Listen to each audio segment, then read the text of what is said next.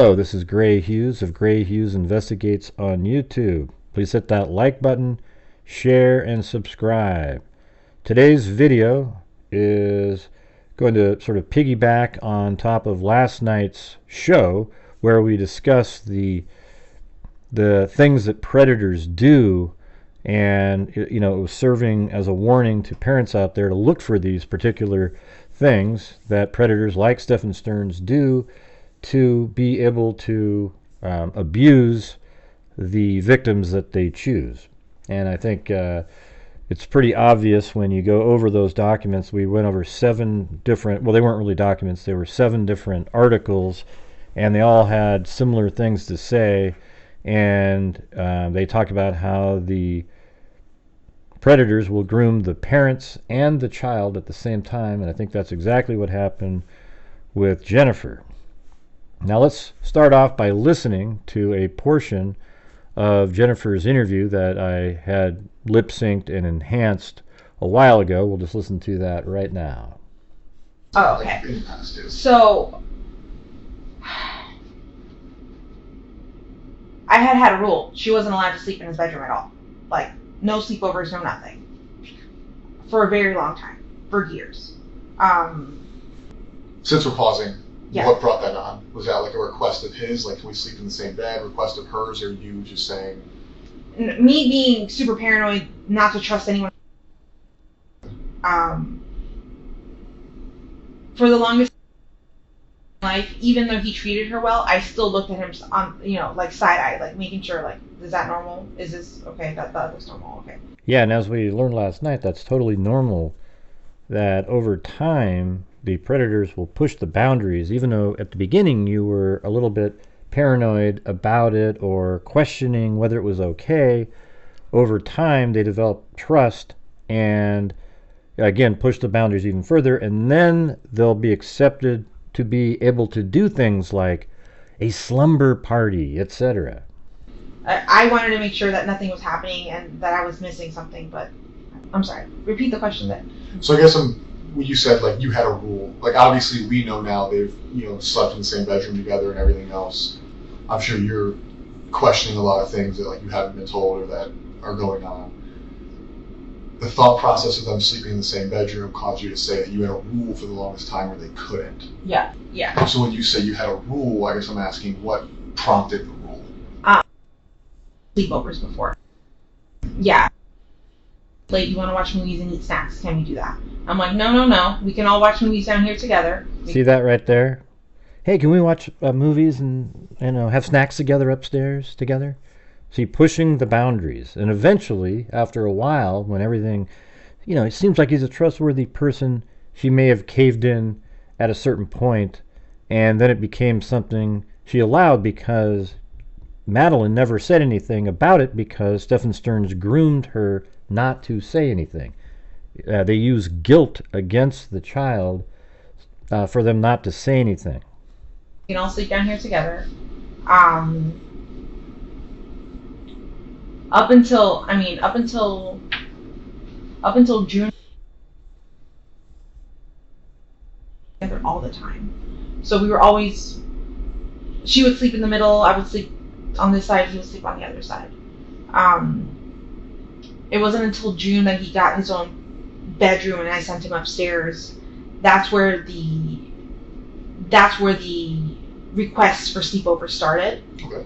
And I kept telling her no. I'm not comfortable with that. Yeah, and see, it turns out that Madeline is the one asking for the sleepovers, and that was probably done by Stephan Sterns having her ask for it, because if he asked for it, it'd be weirder, right? Like, even weirder. So she's the one that's asking for it. So it seems like, well, she's asking for it, nothing bad must be happening, and that's the tactic that Stephan Sterns is using, to use Madeline to ask to do the sleepovers. But eventually at some point, like, we really want to watch, I forgot what movie it was. They really wanted to watch something, and I was really tired. And I said, okay, fine, go ahead, but this can't happen often.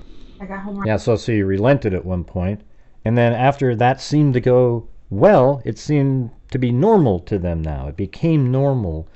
And, even though it wasn't often, she would allow it so that she could take care of her own self. She has mental issues, and a lot of times when people have mental issues, especially as many as she has, you're spending a lot of your time trying to manage how you're feeling. Around 10:30, I started getting ready for bed myself. I started eating and taking my meds, because I have to take meds.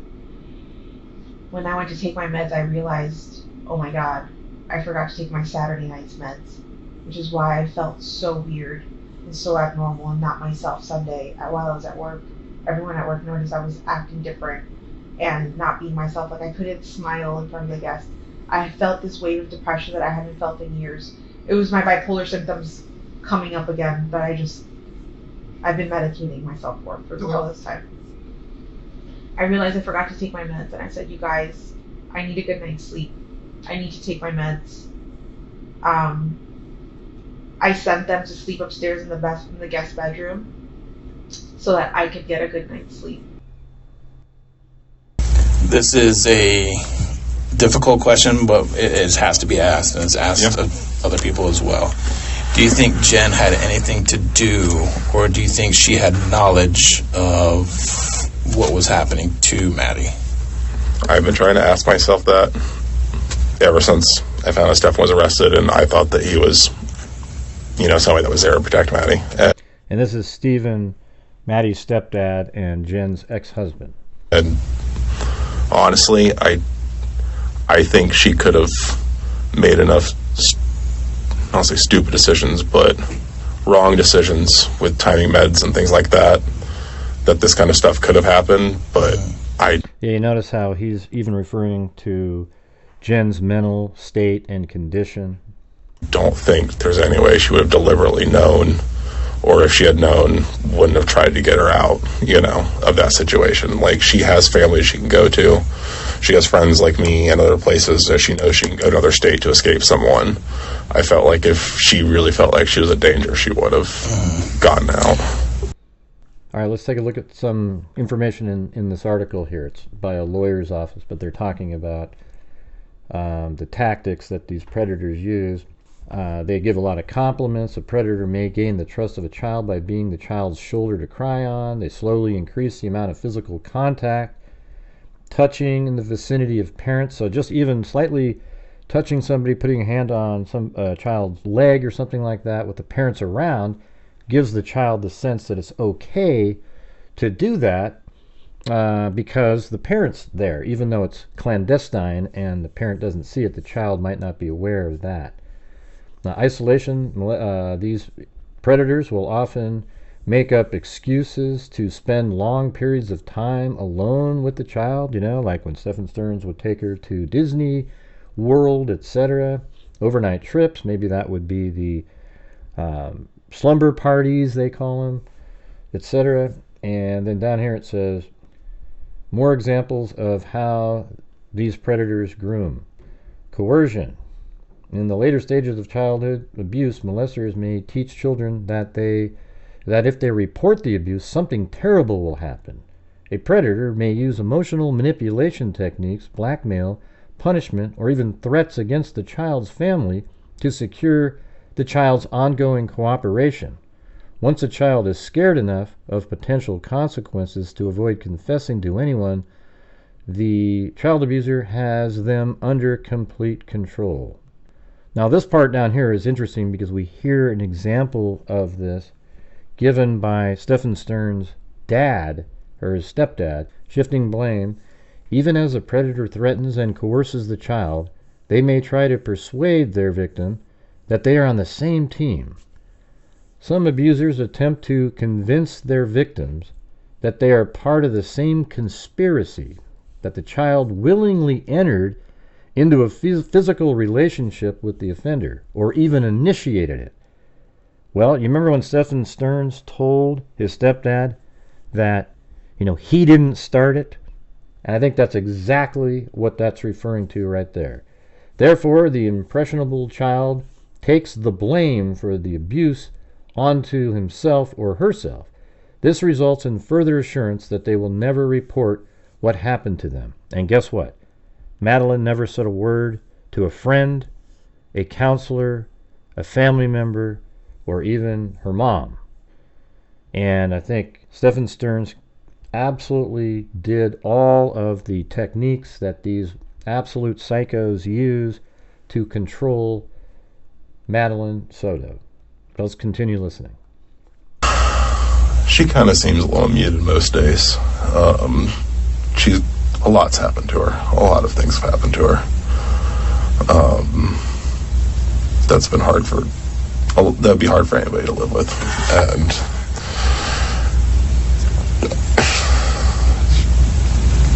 and sometimes she gets excited about things. You know, she definitely gets sad about things. I mean, so here is where Stephen's explaining what she was like when he was with her.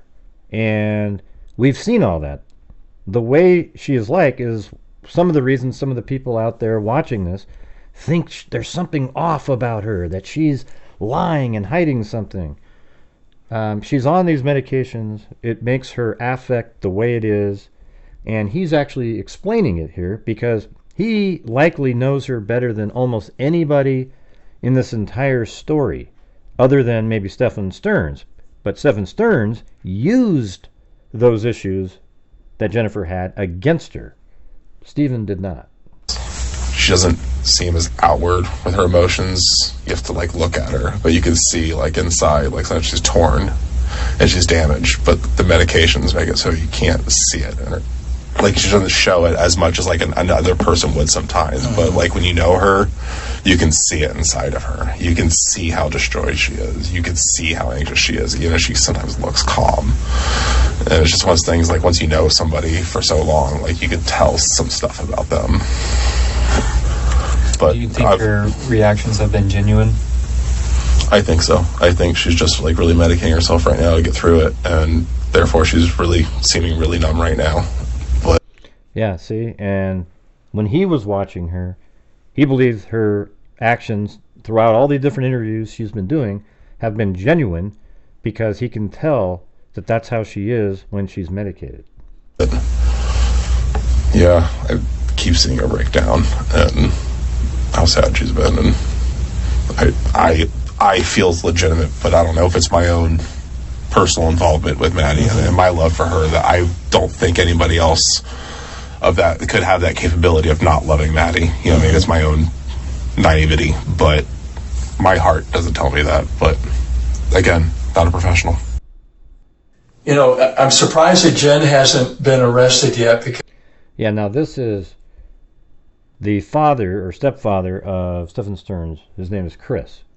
All right, and he called for a meeting with the same detective that's been interviewing Jennifer and other people throughout the case, and he wants to have an interview, and he seems like he has his mind made up, or at least is trying to insinuate that Jennifer was part of the whole situation, and a lot of people out there following this case agree with that.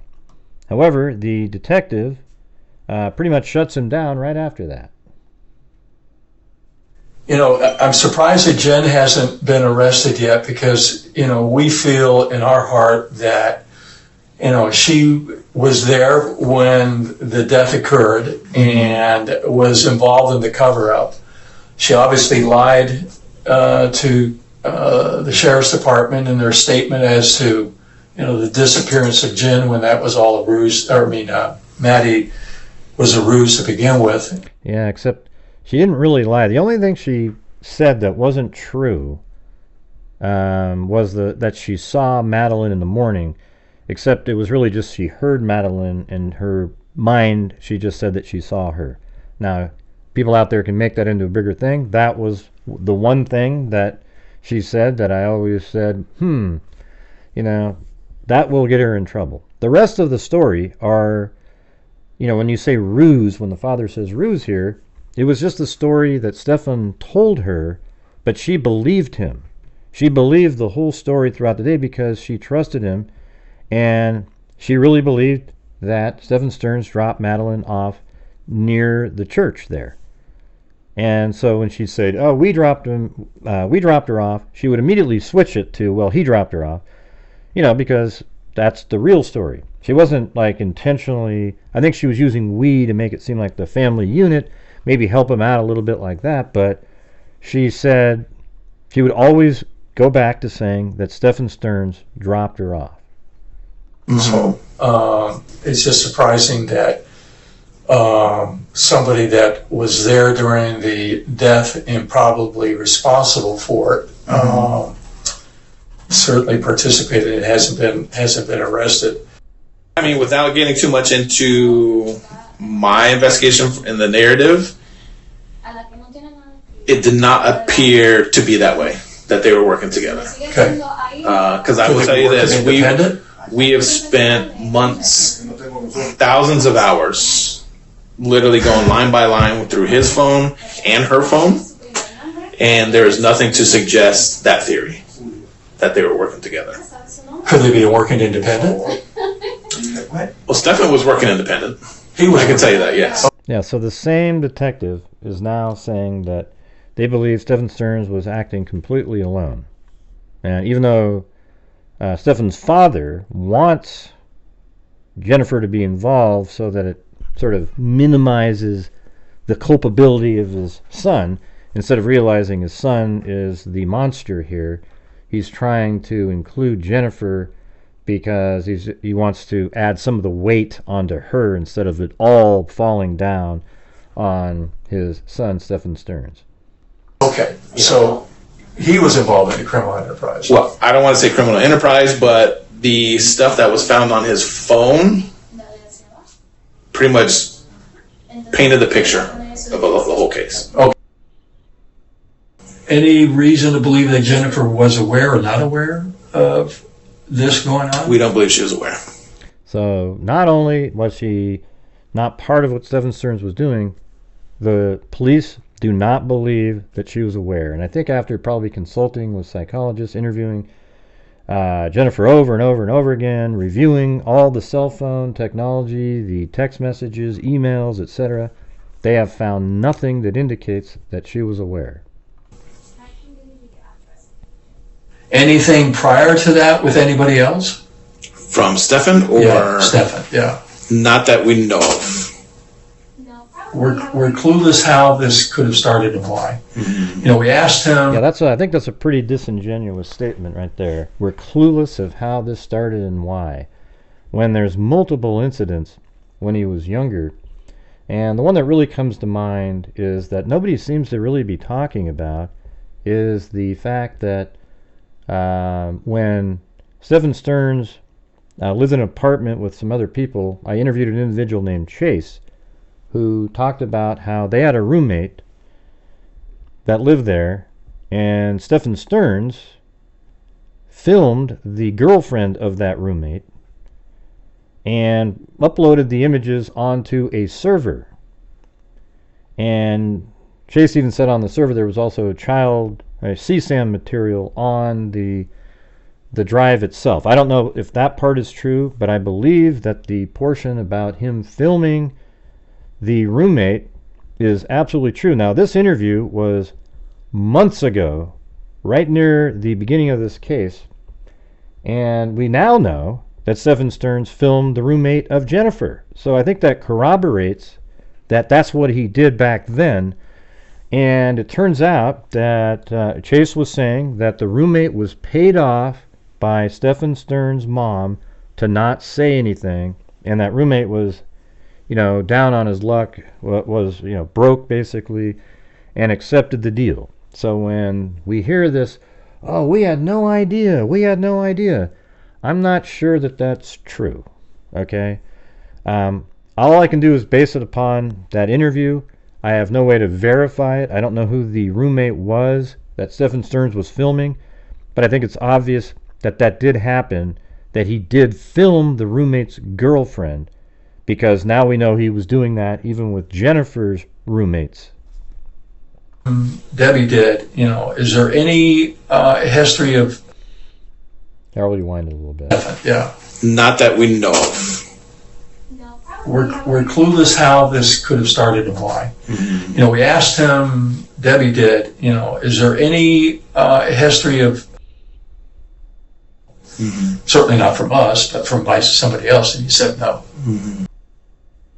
One of the things that we have kind of speculated or come to the conclusion of is in talking to Stephan, and obviously he's not telling us much because he's under the instructions of his attorney to keep quiet about it, and obviously that's their defense. But he said something kind of odd that we have been, my wife and I have been kind of kicking back and forth, and he made a statement that said, I didn't start it. And did you hear that? I didn't start it. And I bet you what he's saying there, and I actually predicted that's what he meant, because I've been reading the articles on how these predators work. What he meant there was that Madeline started it. You know, it was her fault, you know, I was just sitting there, and then, you know, that's what he's saying. That's what he is trying to say to them, that it wasn't him, it was Madeline. He's not referring to Jennifer. That kind of puzzled me, is that, what do you mean I didn't start it? Getting to the chase, I think they were involved in some sort of criminal enterprise. Yeah, and then as we were just talking about a minute ago, remember right here it said, you know, they try to make it seem like they blame the victim, and they'll even make them believe that they initiated it, and will likely say that out loud, I bet. I mean, oh, I didn't start it. You know, so that's what Stephan Sterns is doing here. All right, now I just think that Jennifer Soto and Madeline Soto were both groomed by Stephan Sterns. If you go watch last night's show, it goes through all the different elements. And I'm just really disappointed in how people can't really just put aside their own bias and just look, listen, and go, wow. Stephan Sterns knew that Jennifer had these mental issues, and she was a perfect target at that point. And he played the long game, and he became a trusted member of the family. Even when they weren't dating, he was considered part of the family. That's how close they all were. And so she trusted him. And even the former husband of Jennifer trusted Stephan Sterns. He believed that he was there to protect Madeline. And he had no idea as well. So, you know, and remember how the stepfather even said that they hung out sometimes, he and Stephan, and they played games. See, I think that was all the grooming aspect of Stephan Sterns, trying to get even the stepdad to trust him so that he became a trusted member of the family, and it appears that's what everybody believed. And another thought is, you know, Jennifer was highly medicated, and she probably made decisions based on her own mental, trying to, you know, just stay aware and be present in her own mental health. I had severe anxiety attacks, panic attacks after my brother died back in 1986, and man, it was just such a struggle, you know, to just be present and aware. You always felt like you were just going to pass out from something. Really, really bizarre feeling, and I have a feeling that's kind of how she was with all of her different mental states or diagnoses that she had, and she needed medication to control them. It's almost like she would feel like she might spiral out of control if she didn't control them. So a lot of times she probably put more focus in on that because that's all she could do. You know, you might think, well, why didn't she put her focus on Madeline? Well, the thing is when you're in that mental state like that, you can't focus in on anything but yourself, because you got to get yourself right before you can help anybody else. It's a kind of a vicious circle there. But anyways, I just wanted to put this together. Let me know what you guys think in the comment section. And I'm sure we'll be putting out some new video and audio coming up this next week. And thank you all very much for watching. And as I always say, until next time, be safe out there. Oh, and don't forget that like button. Seems like a lot of people just forget to hit that. But when you come in, just smash that damn thing. All right, thank you. Have a good one.